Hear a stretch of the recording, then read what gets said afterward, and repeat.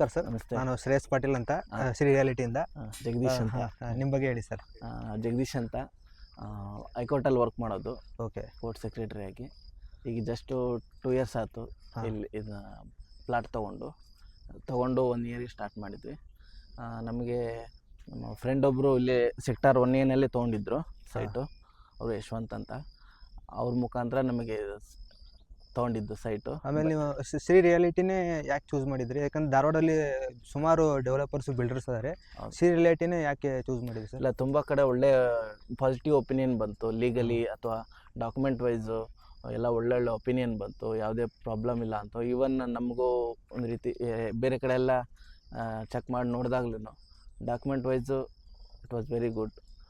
ಯಾವುದೇ ಒಂದು ತೊಂದರೆ ಇದ್ದಿದ್ದಿಲ್ಲ.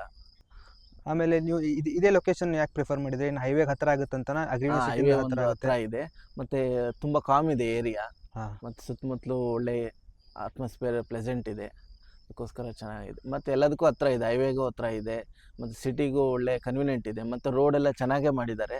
ಬೇರೆ ಅಕ್ಕಪಕ್ಕ ಸೈಟ್ಗಳಲ್ಲಿ ಕಂಪೇರ್ ಮಾಡಿದರೆ ಇಟ್ ಇಸ್ ಬೆಟರ್ ಅನ್ನಿಸ್ತು. ಓವರಾಲ್ ಎಕ್ಸ್ಪೀರಿಯನ್ಸ್ ಹೆಂಗಿತ್ತು ಶ್ರೀ ರಿಯಾಲಿಟಿ ಜೊತೆ?